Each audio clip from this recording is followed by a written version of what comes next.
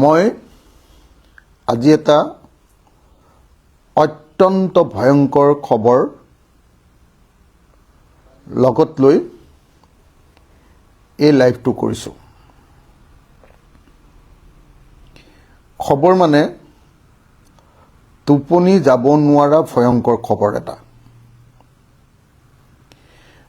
ভাৰতবৰ্ষৰ সংবিধানক ভৰিৰে মোহাৰি ভাৰতবৰ্ষৰ জনতাক তেওঁলোকৰ মৌলিক অধিকাৰৰ পৰা বঞ্চিত কৰি বিজেপিয়ে দেশখনক সম্পূৰ্ণৰূপে খতম কৰি দিব পৰা এটা অত্যন্ত ভয়ংকৰ খবৰৰ কালি মই সাক্ষী হলোঁ। মই কালি ঘূৰি ফুৰোঁতে কালি সন্ধিয়া 8 বজাত বিজেপিৰ সভাপতি, ৰাজ্যিক সভাপতি আমাৰ দিলীপ শইকীয়া ডাঙৰীয়াৰ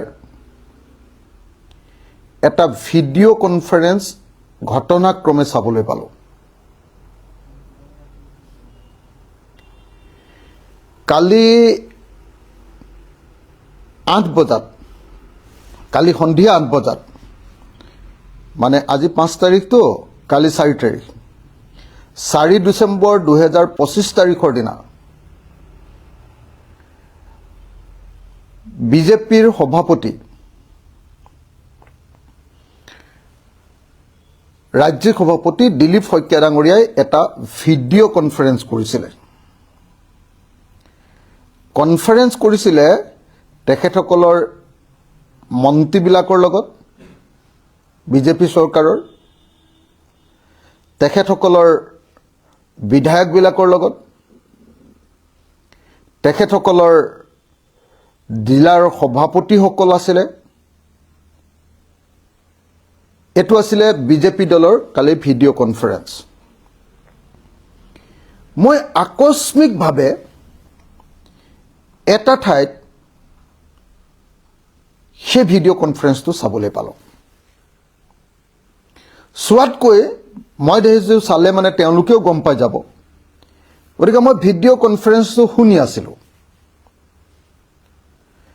আৰু যিবিলাক কথা ভিডিঅ' কনফাৰেন্সটোত মই দিলীপ শইকীয়াৰ মুখেৰে শুনিলোঁ, মই নিজৰ কাণকো এতিয়ালৈকে বিশ্বাস কৰিব নোৱাৰা পৰিস্থিতি হৈছে।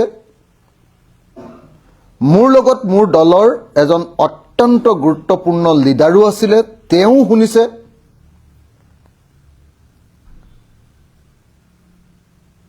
আৰু কথাখিনি শুনি কালিৰ পৰা মই ভালকৈ টোপনি মাৰিব পৰা নাই, ভালকৈ চিন্তা কৰিব পৰা নাই। মই কি কৰোঁ কি নকৰোঁ এইটোকে ভাবি আছোঁ।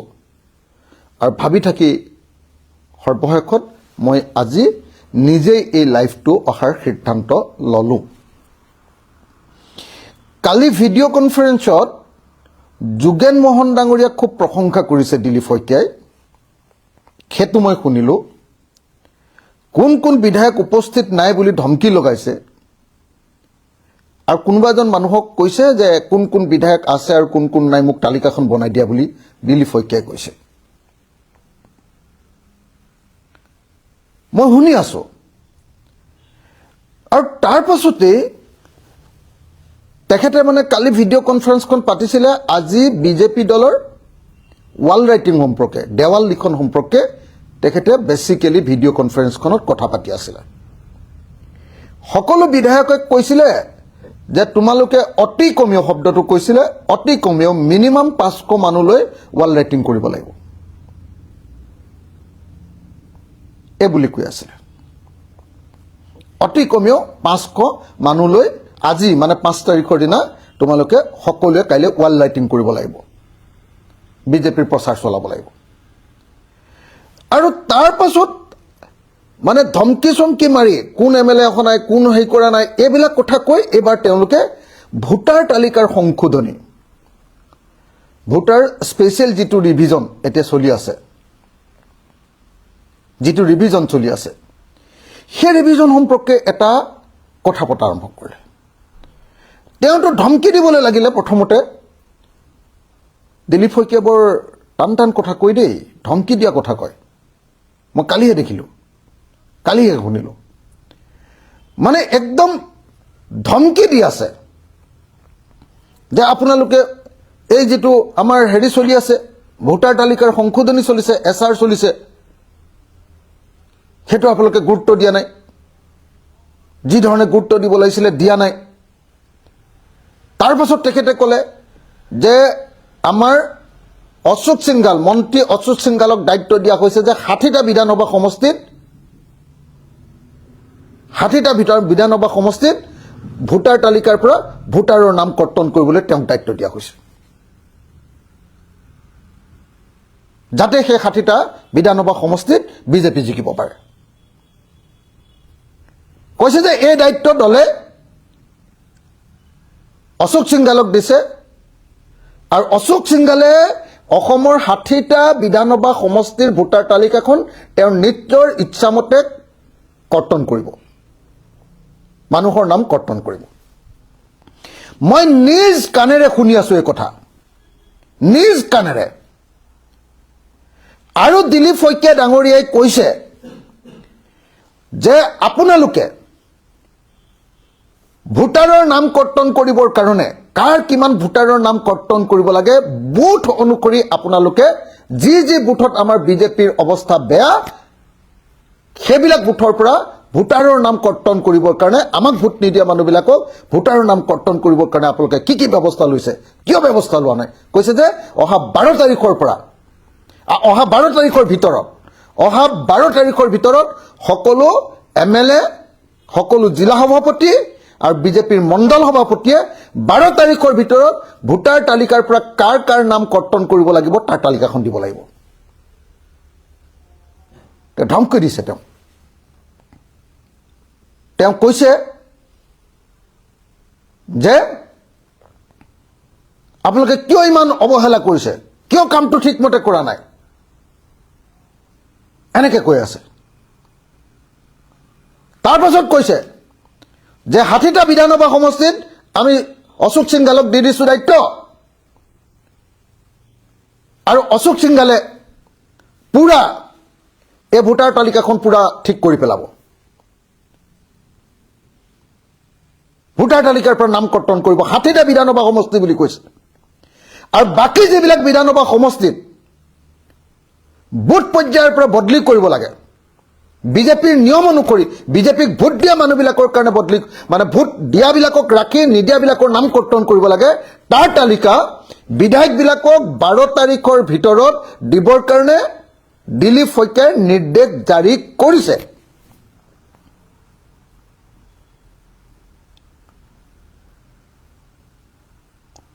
মই এজন বিজেপি লিডাৰৰ মোবাইলত প্ৰথমতে চালো, তাৰপিছত মোক দেখি যাব বুলি ভাবি মই সাউণ্ডটো শুনি আছো।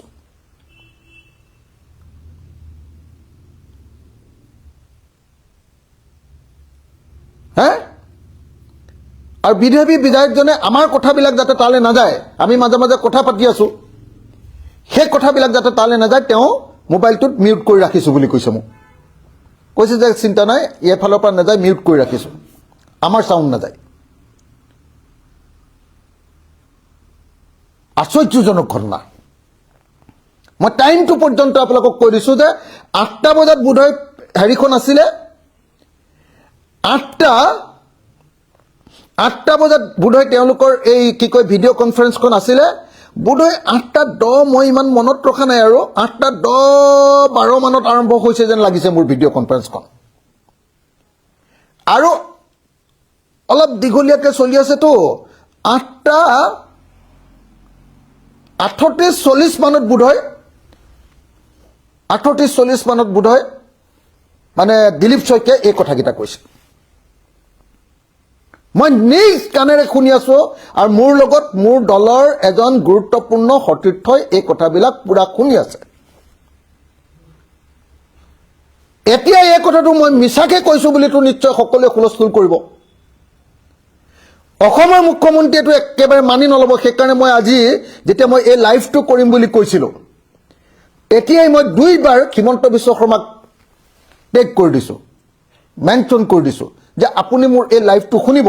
মোৰ লাইভ শুনিবলৈ আপুনি বৰ শান্তি পায় আৰু মোৰ লাইভ শুনিবলৈ আপোনাৰ টোপনিটো ভাল হয়। মই সেইকাৰণে টেগ কৰি দিছোঁ যে অসমৰ মুখ্যমন্ত্ৰী ডাঙৰীয়া, আপুনি কি কৰিবলৈ লৈছে মই এইবাৰ নিজ কাণৰে শুনি ল'লোঁ। আপোনাৰ দলৰ ৰাজ্যিক সভাপতি দিলীপ শইকীয়াই স্পষ্ট ভাষাত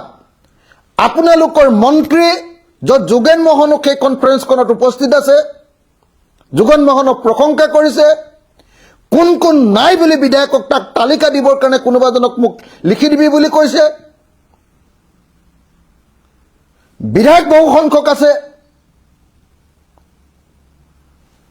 জিলা সভাপতি আছে, আৰু তাত অতি স্পষ্ট ভাষাৰে কৈছে দিলীপ শইকীয়াই যে ভোটাৰ তালিকাৰ যি ৰিভিজন চলি আছে এইটো কিয় আমাৰ পাৰ্টিৰ মানুহবিলাকে যিমান গুৰুত্ব দি ল'ব লাগে লোৱা নাই কিয়? কৈছে যে আমি অশোক সিংঘালক দায়িত্ব দিছোঁ যে অশোক সিংঘালে 60টা সমষ্টিৰ যিটো ভোটাৰ তালিকা সেইটোৰ পৰা যিবিলাক নাম কৰ্তন কৰি দিব লাগে বা যাৰ নাম ভৰাব লাগে সেইটো তেওঁ ভৰাব। কিন্তু তদুপৰি বাকী যিবিলাক সমষ্টি থাকি যাব সেই সমষ্টিবিলাকৰ পৰা MLA বিলাকক কৈছে, জিলা সভাপতিক কৈছে, আৰু মণ্ডলৰ সভাপতিৰ নামটো মই শুনিছোঁ যে মণ্ডলৰ সভাপতিবিলাকে আমাক 12 তাৰিখৰ ভিতৰত তালিকা দিব লাগিব কাৰ কাৰ নাম কৰ্তন কৰিব লাগে আৰু কাৰ কাৰ নাম ভৰাব লাগে। আৰু এনেকৈ কৈছে যে য'ত বিজেপিয়ে প্ৰতিটো বুথৰ পৰা য'ত বিজেপিৰ ভেটি দুৰ্বল সেইসমূহ বুথত থকা ভোটাৰৰ নাম কৰ্তন কৰিব লাগে, আৰু তাৰ কাৰণে বিধায়ক, তাৰ কাৰণে জিলা সভাপতি আৰু তাৰ কাৰণে মণ্ডল সভাপতিয়ে তালিকাখন বনাই 12 তাৰিখৰ ভিতৰত জমা দিব লাগে বুলি কৈছে। এতিয়া মোক ক'ব যে অখিল গগৈ মিছা কথা কৈছে। মই সেইকাৰণে অসমৰ মুখ্যমন্ত্ৰী ডাঙৰীয়া আপোনাক মই চেলেঞ্জ কৰিছোঁ যে কালিৰ যিটো দিলীপ শইকীয়া ডাঙৰীয়াৰ যিটো ভিডিঅ' কনফাৰেন্স আছিলে আপোনালোকৰ বিধায়ক আৰু জিলা সভাপতিবিলাকৰ লগত, কালিৰ এই ভিডিঅ' কনফাৰেন্সটো আপুনি ৰাজহুৱা কৰক, তাৰ নিশ্চয় ৰেকৰ্ডিং থাকিবই, সেই ৰেকৰ্ডিং ৰাজহুৱা কৰক, আৰু সেই ৰেকৰ্ডিং ৰাজহুৱা কৰি অসমৰ মানুহক দেখুৱাই মোৰ এই যিটো প্ৰত্যাহ্বান, মোৰ এই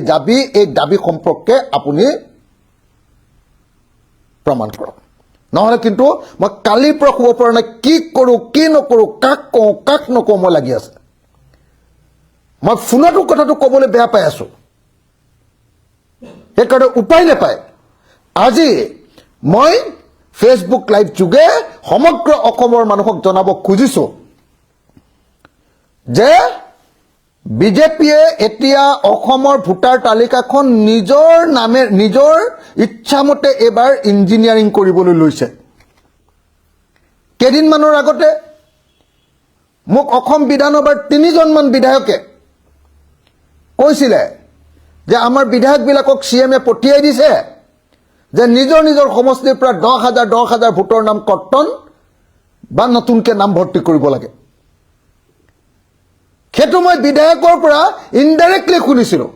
মুখৰ পৰা ইনডাইৰেক্টলি শুনিছিলোঁ। সেইটো কথা এজন মই সাংবাদিকৰ পৰা শুনিছিলোঁ, চৰকাৰী পক্ষৰ এজন সাংবাদিকৰ পৰাও শুনিছিলোঁ একেটা কথা। এতিয়া কালি সন্ধিয়া 8 বজাৰ যিটো লাইভ আছিলে, এই লাইভটোত মই নিশ্চিতভাৱে নিজ কাণেৰে নিজেই মই দিলীপ শইকীয়াৰ মুখেৰে পুৰা নিজৰ বক্তব্য, দিলীপ শইকীয়াৰ নিজৰ বক্তব্য, স্বয়ং দিলীপ শইকীয়াৰ বক্তব্য, স্বয়ং মই অখিল গগৈয়ে নিজে শুনিছোঁ। আৰু তাত তেওঁ অসমৰ 60টা সমষ্টিৰ ভোটাৰ তালিকাখন সম্পূৰ্ণৰূপে বদলাই দিয়াৰ কাৰণে দায়িত্ব অশোক সিংঘালক দিছোঁ বুলি কৈছে, আৰু বাকীবিলাক সমষ্টিৰ কাৰণে যি মতে বুথ ৱাইজ ভোটাৰ তালিকা সংশোধন কৰিব লাগে, কাৰোবাৰ নাম যিমান মানুহৰ নাম যিবিলাকক বিজেপিক ভোট নিদিয়ে সেইবিলাকৰ নাম কৰ্তন কৰিবলৈ আৰু নতুনকৈ নাম ভৰ্তি কৰিবৰ কাৰণে কালি নিৰ্দেশ দিছে। আৰু দিলীপ শইকীয়াই পুৰা খঙত দমত কৈ আছে কথাখিনি।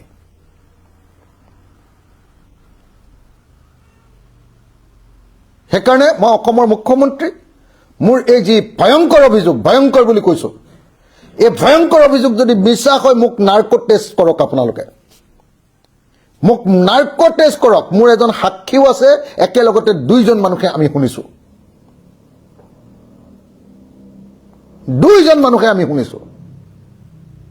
একেলগতে দুইজন মানুহে আমি শুনিছো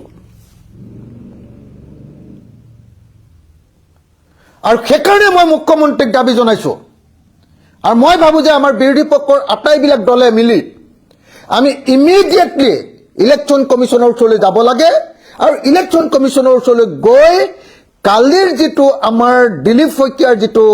ভিডিঅ' কনফাৰেন্স আছিলে দিলীপ শইকীয়াৰ সেই ভিডিঅ'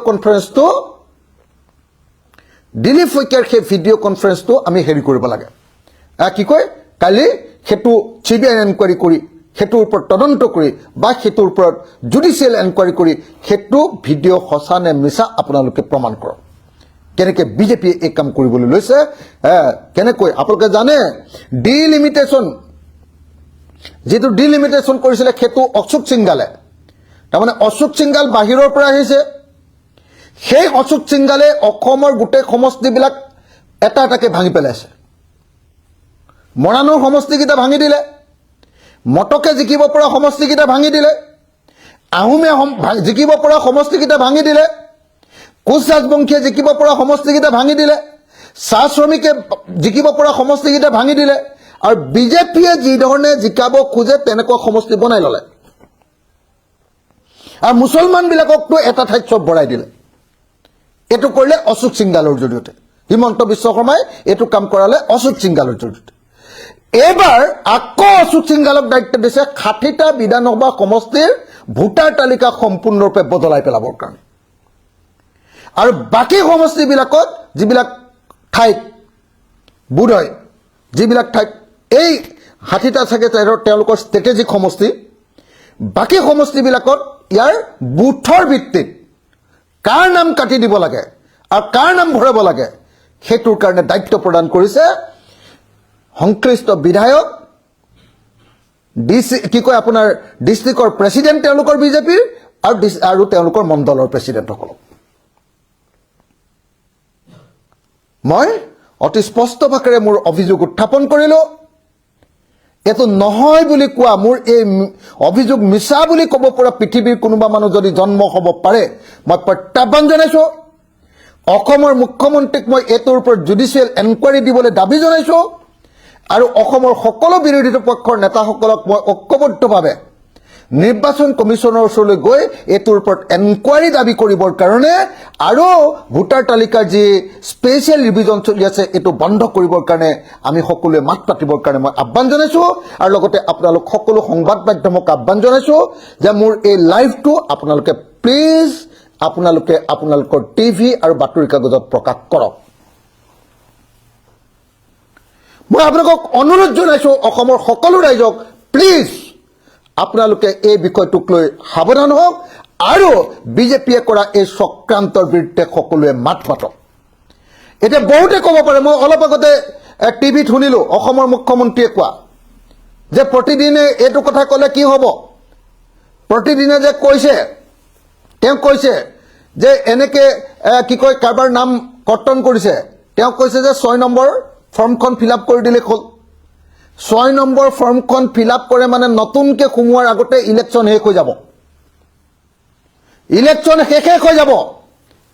তাৰ পাছত ইলেকশ্যন শেষ হৈ যোৱাৰ পাছত আকৌ সেইবিলাক মানুহৰ নাম ভুৱাই দিব কিন্তু যিবিলাক মানুহে বিজেপিক ভোট নিদিয়ে তেনেকুৱা